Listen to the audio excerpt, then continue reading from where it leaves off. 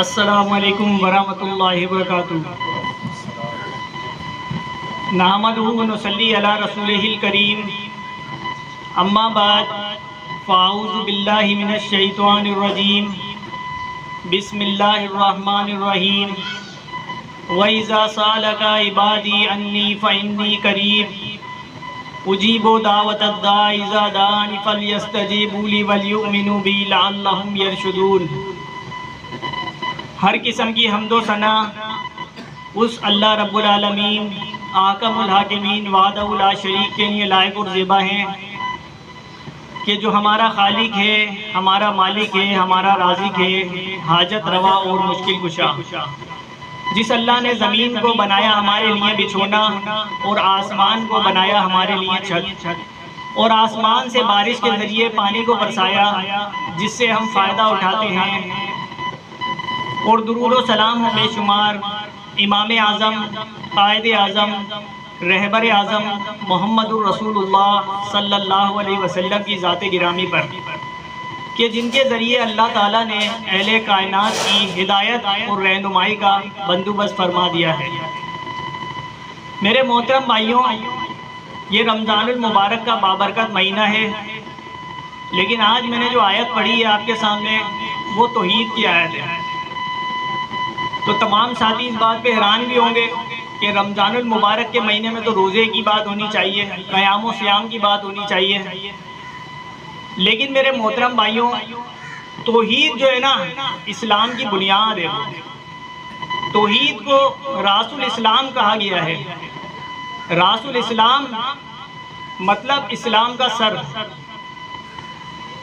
جس طرح ایک انسان ہوتا ہے، اس کا ہاتھ کٹ جائے وہ زندہ رہ سکتا ہے، اس کا پاؤں کٹ جائے تو وہ زندہ رہ سکتا ہے، لیکن ایک انسان کا سر کٹ جائے تو وہ زندہ نہیں رہ سکتا۔ یہی مقام ہے توحید کا دین اسلام میں، کہ جس انسان کے پاس توحید نہیں ہے وہ انسان کی باقی کوئی بھی عبادت قابل قبول نہیں ہے۔ اور محدثین کا موقف ہے کہ یہ آیت جملہ معترضہ کی صورت میں اللہ تعالیٰ نے نازل کی ہے۔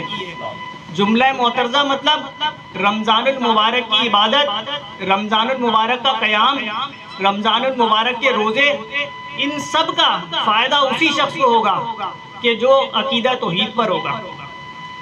اللہ تعالیٰ نے آیت نازل فرمائی کہ اے پیغمبر، میرے بندے جب میرے بارے میں آپ سے پوچھیں تو آپ کہہ دینا اللہ قریب ہے۔ کوئی دن میں پکارے وہ تب بھی سنتا ہے، کوئی رات میں پکارے وہ تب بھی سنتا ہے، کوئی صبح میں پکارے وہ تب بھی سنتا ہے، کوئی شام میں پکارے وہ تب بھی سنتا ہے، کوئی گونگا پکارے وہ تب بھی سنتا ہے، کوئی بہرا پکارے وہ تب بھی سنتا ہے۔ وہ اللہ سب کی سنتا ہے، ہر وقت سنتا ہے، ہر کسی کی سنتا ہے۔ اے پیغمبر، جب میرے بندے میرے بارے میں سوال کریں تو ان کو بتا دیجئے گا۔ میرے محترم بھائیوں، عبداللہ بن عمر رضی اللہ تعالیٰ عنہ کے پاس، اللہ کے نبی صلی اللہ علیہ وسلم کے پاس تشریف لائے۔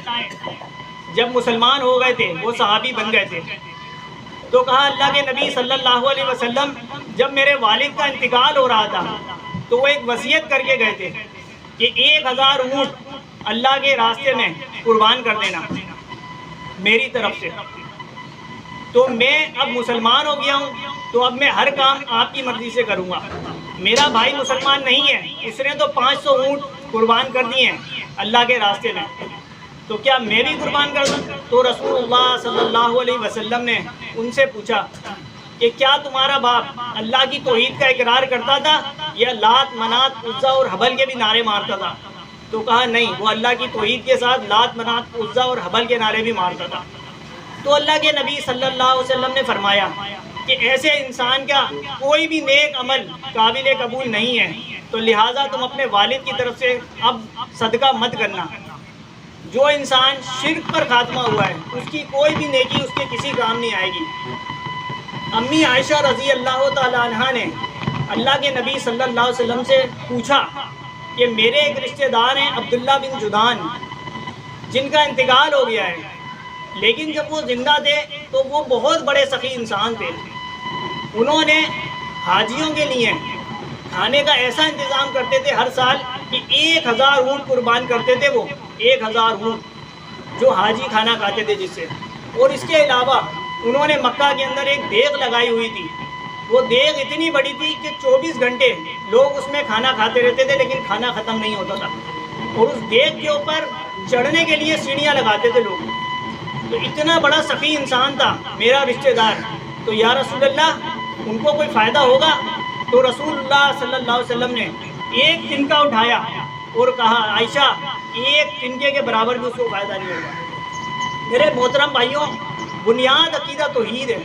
توحید نہیں ہے تو پھر انسان کی کوئی نیکی قابل قبول نہیں ہے. جب قرآن کی آیت نازل ہوئی سورۃ المومنون میں قل لمن الارض ومن فیہا ان کنتم تعلمون قل من رب السماوات السبع ورب العرش العظیم قل من بیدہ ملکوت کل شیء وہو یجیر ولا یجار علیہ ان کنتم تعلمون. میرے محترم بھائیوں، سوال کرنے والے کون ہیں؟ مکہ کے مشرک. اور جواب دینے والے کون ہیں؟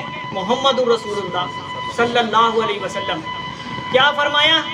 قل لمن الارض ومن فیہا ان کنتم تعلمون. یہ زمین اور اس زمین میں جو کچھ ہے ان سب کا مالک کون ہے؟ تو مکہ کے مشرک کہہ رہے تھے کہ سیقولون للہ، ان سب کا مالک اللہ ہے. پھر پوچھا اللہ کے نبی صلی اللہ علیہ وسلم نے قل من رب السماوات السبع ورب العرش العظیم، یہ 7 آسمان اور اس 7 آسمان میں جو مخلوق ہے ان سب کا مالک کون ہے؟ تو سارے مکہ کے مشرکوں نے کہا سیقولون للہ، ان سب کا مالک اللہ ہے. پھر پوچھا کہ زمین کا پیدا ہونا، یہ سورج کا آنا، یہ چلا جانا، یہ چاند کا نکلنا چلا جانا، یہ لوگوں کا پیدا ہونا، بڑا ہونا، بوڑھا ہونا، پھر مر جانا، یہ سبزے کا اگنا اور ختم ہو جانا، یہ کس کے قبضے قدرت میں ہے؟ یہ کس کے اختیار میں؟ کون ان سب کا مالک؟ تو مکہ کے مشرک کہتے کہ سیقولون للہ. یہ توحید تو ان کے پاس بھی تھی، لیکن ساتھ میں وہ یہ بھی کہتے تھے کہ لات منات عزا اور حبل بھی ہماری مدد کرتے ہیں. اللہ کے نبی نے پوچھا تھا نا، جب ساری توحید تم مانتے ہو تو پھر لات منات عزا کے آگے اپنی زمین نیاز کو کیوں جھکاتے ہو؟ وہ کہتے تھے کہ سب کرتا تو اللہ ہے، سب کا مالک تو اللہ ہے، لیکن ان کے آگے ہم سجدہ اس لیے کرتے ہیں کہ راستہ آسان ہو جائے. اور آج وہی سیم عقیدہ ہمارے مسلمانوں کا بھی ہے. تو میرے محترم بھائیوں، جس طرح مکہ کے مشرکوں کو کوئی فائدہ نہیں ہوا، اس طرح آج اگر ہمارا عقیدہ توحید پہ نہیں ہوا، آج ہماری عبادتیں، ہمارے روزے، ہمارے کسی کام نہیں آئیں گے، کسی بھی کام نہیں آئیں گے. اور عقیدہ توحید پہ ہو اور محبتیں یہود و نصارہ سے، کفار و مشرکین سے، یہ بھی توحید کے منافی ہے. جب قرآن کی یہ آیت نازل ہوئی لا تجد قوما یؤمنون باللہ والیوم الآخر یوادون من حاد اللہ ورسولہ، تو عبداللہ ابن جرار رضی اللہ تعالیٰ عنہ پہاڑ کے دامن میں سے اپنے سگے باپ کی گردن کاٹ کے لے آئے اور فرمایا میں قرآن کی اس آیت کا مصداق بننا چاہتا ہوں کہ عقیدہ توحید پہ اور محبتیں یہود و نصارہ سے، کفار و مشرکین سے ایسا ہو ہی نہیں سکتا. اپنے سگے باپ کی گردن کاٹ دی کہ وہ اللہ کی توحید کا دشمن ہے. توحید سے بڑھ کے کچھ بھی نہیں ہے. توحید اسلام کی بنیاد ہے.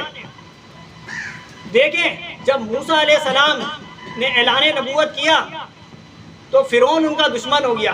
فرعون نے ایک کابینہ بٹھائی جس میں سب سے مشورے لینے لگا کہ موسیٰ کو قتل کر دو، موسیٰ کو مار دو، موسیٰ کو بھگا دو. اس محفل میں ایک مومن بیٹھا تھا، وہ کھڑا ہو گیا کہ موسیٰ کو کیوں مار دو، کیوں بھگا دو، اس کا جرم کیا ہے؟ وہ صرف یہ کہتا ہے کہ اللہ کی عبادت کرو. ان کے دلائل کا جواب دو، اس کو ماننے سے بہتر ہے. اس مومن کا اللہ نے قرآن میں ذکر کیا ہے سورۃ المومنون کے اندر، پوری سورت ہی نازل کر دی اس کے نام سے. تو میرے محترم بھائیوں، اللہ کی توحید ہے تو ساری عبادتوں کا مقصد ہے، ورنہ عبادتوں کا کوئی مقصد نہیں ہے. ساری عبادتیں قابل قبول تب ہوں گی جب اللہ کی توحید ہوگی. دیکھیں رسول اللہ صلی اللہ علیہ وسلم کے پاس وہ صحابی آئے تھے نا، کیا فرمایا تھا کہ جیسے ہم اللہ کو سجدہ کرتے ہیں ہم چاہتے ہیں آپ کو بھی سجدہ کریں. تو رسول اللہ صلی اللہ علیہ وسلم غصہ ہو گئے، فرمایا اجعلتنی للہ ندا، تو نے مجھے اللہ کا شریک ٹھہرا دیا. انہوں نے کہہ دیا تھا کہ ماشاء اللہ و شیطا، کہ جو اللہ چاہے اور جو آپ چاہیں. کہا کہ لا نہیں، قل ماشاء اللہ و شیطا، یہ کہ جو اللہ چاہتا ہے صرف وہی ہوتا ہے. تو یہ ہے عقیدہ توحید. میرے محترم بھائیوں، اگر توحید ہے، توحید ہماری بنیاد ہے، تو پھر رمضان مبارک کے روزوں کا بھی فائدہ ہے، رمضان المبارک کی عبادتوں کا بھی فائدہ ہے، قیام کا بھی فائدہ ہے، سیام کا بھی فائدہ ہے. یہ توحید ایسے ہے اسلام کے اندر جیسے کہ میں نے شروع میں فرمایا، انسان کے جسم میں اس کے سر کا کام ہے، سر کٹ گیا تو کچھ نہیں بچتا انسان۔ اس طرح توحید نہیں ہے تو جتنی ہی نمازیں پڑھ لیں، مسجدیں بھر لیں، 8 کیا 20 کیا 50 رکعت تراویح پڑھ لیں، کوئی قابل قبول نہیں ہوگی اللہ کے دربار میں۔ رسول اللہ صلی اللہ علیہ وسلم نے فرمایا تھا نا، لوگ آئیں گے قیامت کے دن، نیکیاں اتنی ہوں گی زمین سے آسمان تک بھری ہوں گی، ایسی بہت پہاڑ کے برابر ہوں گی نیکیاں، لیکن اللہ ہوا منصورہ کر دے گا، ایک ہوا آئے گی اور ایسے اڑ جائیں گی نیکیاں، ساری ختم ہو جائیں گی، کسی کام نہیں آئیں گی۔ کیوں؟ ان نیکیوں میں ایک دانہ ہوگا شرک کا، صرف ایک دانہ۔ اللہ تعالیٰ کو شرک کسی قیمت پہ بھی برداشت نہیں ہے۔ اللہ تعالیٰ نے تو قرآن میں فرما دیا ہے، من یشرک باللہ فقد حرم علیہم الجنہ ومأواہم النار، کہ جو شرک کی حالت میں آئے گا اس کے جنت حرام کر دی گئی ہے اور جہنم اس کا ٹھکانہ ہے۔ تو میرے محترم بھائیوں، اللہ کی توحید کو پڑھیں، اس کو اپنائیں اور اس کو اپنی زندگی میں لائیں گے تو ہی انشاءاللہ کامیابی ہے، تو ہی تمام عبادتیں قبول ہوں گی۔ اللہ تعالیٰ سے دعا ہے اللہ تعالیٰ مجھے اور آپ کو عقیدہ توحید اپنانے کی اور اس پر عمل پیرا ہونے کی توفیق عطا فرمائے۔ السلام علیکم ورحمۃ اللہ وبرکاتہ۔